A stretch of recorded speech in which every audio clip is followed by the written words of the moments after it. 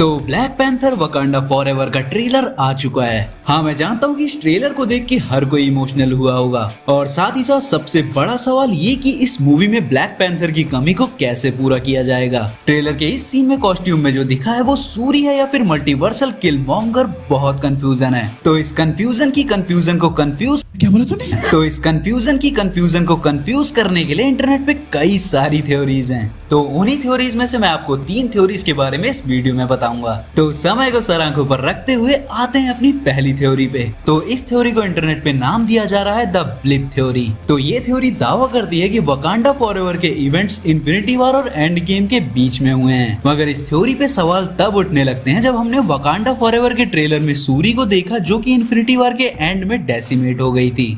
तो इस चीज को रेक्टिफाई करते हुए ये थ्योरी ये कहती है कि हमने शूरी को कभी डेसिमेट होते हुए देखा ही नहीं। तो ऐसा हो सकता है कि इन्फिनिटी वॉर के इवेंट के बाद वो गायब हो गई हो और दुनिया की नजर में वो थैनोस की स्नैप का शिकार हो गई हो, बिल्कुल वैसे ही जैसे दुनिया ये मान बैठी थी कि स्कॉट लैंग भी थैनोस की चुटकी का शिकार बन गया, जबकि वो क्वांटम रेल्म में फंसा था। और ट्रेलर में ब्लैक पैंथर पोज में दिखा हुआ शख्स असल में ना किया है। और लास्ट में ये मेंशन कर दिया जाएगा कि एंड गेम के इवेंट के बाद किसी जंग में टचाला की डेथ हो गई। हालांकि इस थ्योरी में बहुत ज्यादा लूप होल्स हैं, तो मैं इस थ्योरी को सबसे ज्यादा कमजोर मानूंगा। तो इसके बाद आते हैं अपनी सेकंड थ्योरी पे।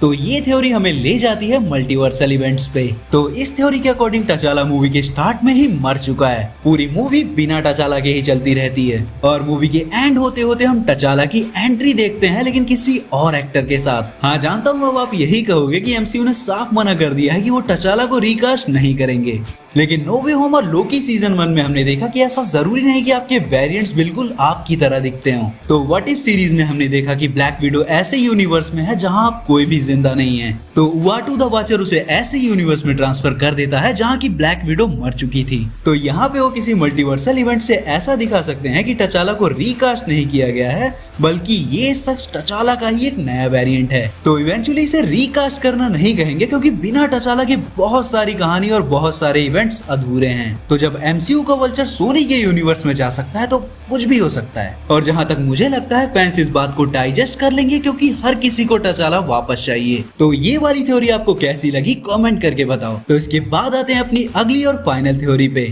तो इस थ्योरी के अकॉर्डिंग भी टचाला मूवी के स्टार्ट में ही मर चुका है और ट्रेलर देखने के बाद हम सब जानते हैं कि नेमर की एंट्री हो गई है और वही किलमॉन्गर को भी रिजरेक्ट करता है और फिर ये दोनों मिलकर वकांडा पे हमला कर देते हैं। और इस बार इनको रोकने के लिए जो ब्लैक पैंथर है वो है अपनी सूरी, क्योंकि ट्रेलर में दिखा ये शॉट साफ बता रहा है कि ब्लैक पैंथर की कॉस्ट्यूम में कोई फीमेल ही है और इसके बाद सूरी ही एज ब्लैक पैंथर एमसीयू में कंटिन्यू करेगी। हालांकि ये बात एमसीयू में बहुत सारे फैंस को अच्छी नहीं लगेगी। तो अब तुम कमेंट करके बताओ कि इन तीनों थ्योरीज में से कौन सी थ्योरी ज्यादा एक्यूरेट है। और अगर वकांडा फॉरएवर को लेकर तुम्हारी कोई खुद की थ्योरी है तो कमेंट करके बताओ ना। तो मैं मिलता हूँ अगले वीडियो में, तब तक के लिए बी फैंटास्टिक।